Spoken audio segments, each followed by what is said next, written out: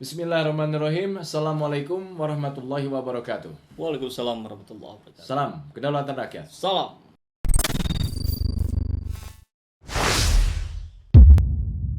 Sahabat, Puan Maharani, Ketua DPR RI, kembali mematikan mic. Yang saya tahu ini udah 2 kali ya. 3 kali sebenarnya, Kang. 3 kali? 3 kali. Wah, saya ketinggalan berita ini namanya ini. Jadi yang pertama waktu matiin mic anggota partai dari Demokrat. Ya. Yang kedua saat pelantikan Andika dari PKS yang sekarang tentang LGBT PKS juga. Ya, ini memang dari PKS, dari fraksi PKS. Oh, jadi PKS sudah 2 kali ya. Sekali lagi hat-trick kita. Ini kayak pemain bola ya. Selebrasinya kayak gimana nih kalau udah hat-trick? Biasanya beda itu. Jadi kejadian ini memang bukan yang pertama kali dilakukan oleh Ketua DPR RI Puan Maharani, ya kan. Nah, kejadian ini bermula ketika Puan Maharani akan menutup rapat yang sudah berlangsung selama 3 jam. Nah, ya memang lama juga ya 3 jam ya. Apalagi waktu juga menunjukkan sholat zuhur, Kang. Sudah masuk Waktu sholat zuhur. Nah, fraksi wakil rakyat dari fraksi PKS ya interupsi ingin menyampaikan persoalan LGBT gitu loh. Dikasih waktu oleh Puan Maharani 1 menit. Ya mungkin dengan pertimbangan sudah masuk sholat zuhur ya kan. Tapi ditawar 4 menit lah gitu loh. Diberikanlah waktu. Nah mungkin waktunya sudah habis, dimatikan mic-nya gitu loh. Kira-kira begitulah kejadiannya. Ya. Saya ingat tuh yang pertama kali Puan matiin mic, kemudian disebut Ratu Mic katanya. Entahlah yang kedua apa tuh julukannya. Apalagi sekarang muncul yang ketiga. Tapi gini Kang, ini menarik ketika kita membahas seorang Puan Maharani matiin mic. Jadi kita bisa lihat minimal dalam 2 perspektif. Yang pertama tentang waktu yang diberikan semenit.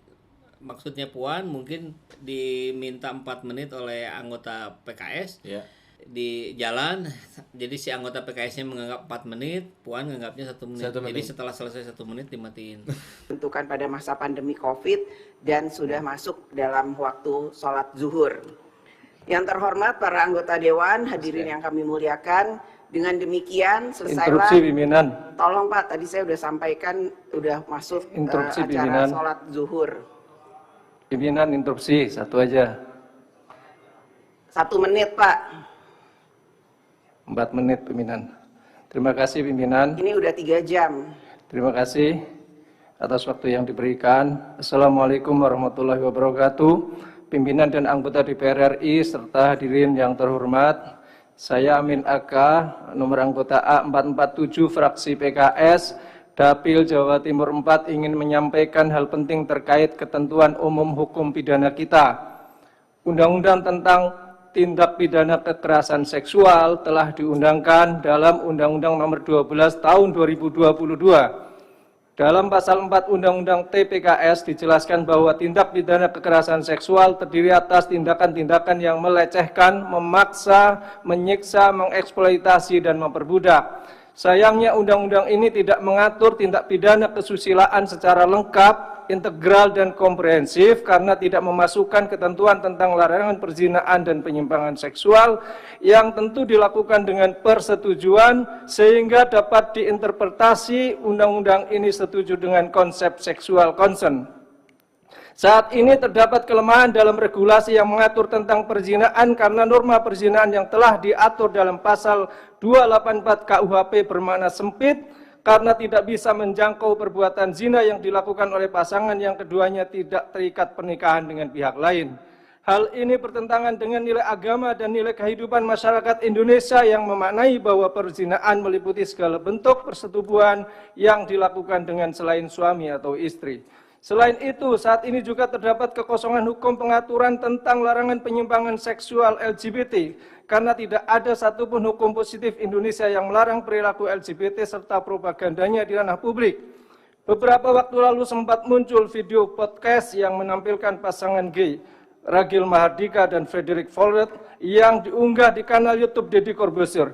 Video ini telah ditonton lebih dari 5,4 juta kali dan menimbulkan kontroversi karena menampilkan wawancara terkait banyak hal, mulai dari gaya hidup sebagai gay, bagaimana dan apa yang menyebabkan keduanya menjadi gay, serta seluk-beluk percintaan antara pasangan sesama jenis. Meskipun kemudian Deddy Corbuzier meminta maaf dan menghapus video tersebut dari kanal YouTube miliknya, video tersebut sudah terlanjur dilihat banyak orang. Ini jelas meresahkan karena dapat menginspirasi orang lain untuk meniru melakukan hubungan sesama jenis. Terkini, Kedubes Inggris di Indonesia mengibarkan bendera LGBT dan diunggah melalui akun resmi Instagram @UK-Indonesia. Pengibaran bendera LGBT ini tentu menyulut kemarahan masyarakat Indonesia karena LGBT bertentangan dengan nilai-nilai Pancasila. Menimbang kejadian-kejadian tersebut, untuk menanggulangi persoalan perzinaan dan penyimpangan seksual menjadi sangat penting untuk mengesahkan revisi KUHP yang di dalamnya mengatur tentang rumusan tindak pidana kesusilaan secara lengkap, integral, dan komprehensif meliputi perbuatan yang mengandung kekerasan seksual.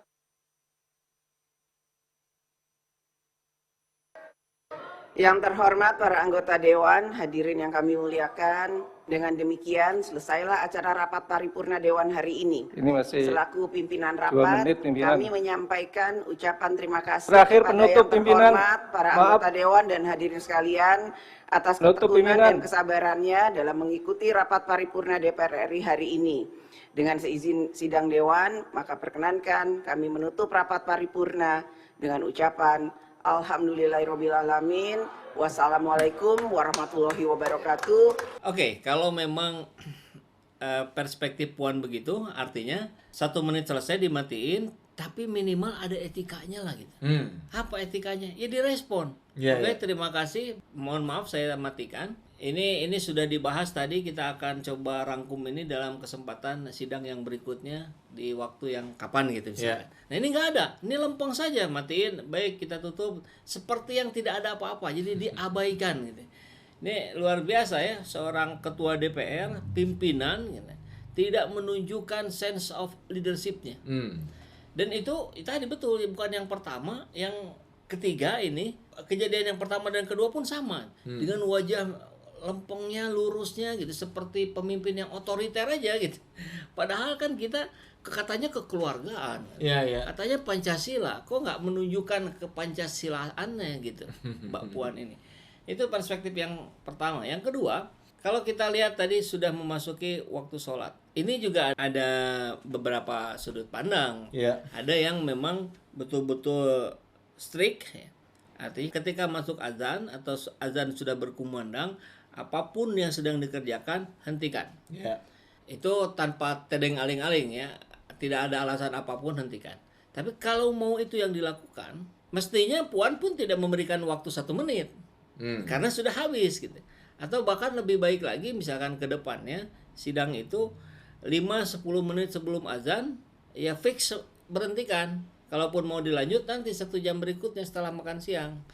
Tapi kalau setelah makan siang biasanya ngantuk, Kang. Banyak yang tidur. Nah, tapi ada juga pandangan yang menyebut bahwa karena ini dianggap hal yang penting, zuhur kan ada sekitar 3 jam.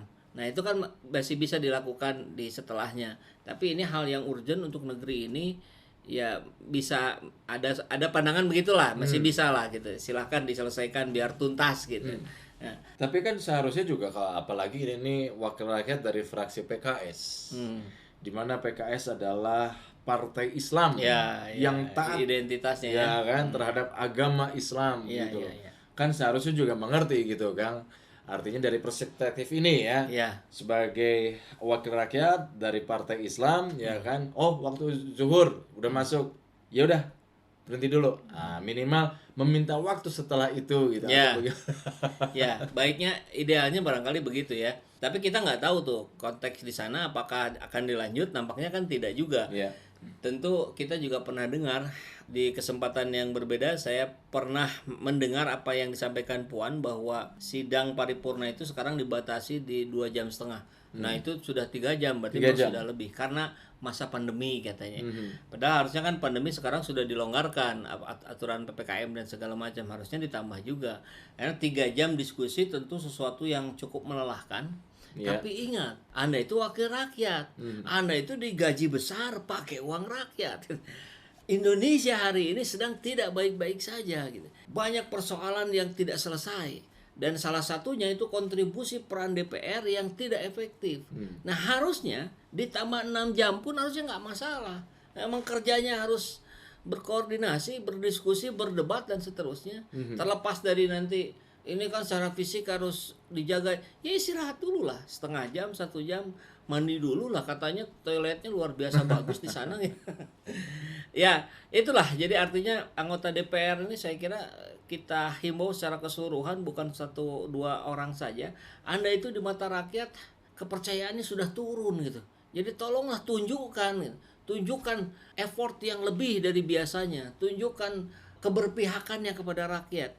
Nah apalagi ini tadi urusannya LGBT, urusan perzinahan saja ini masih belum clear.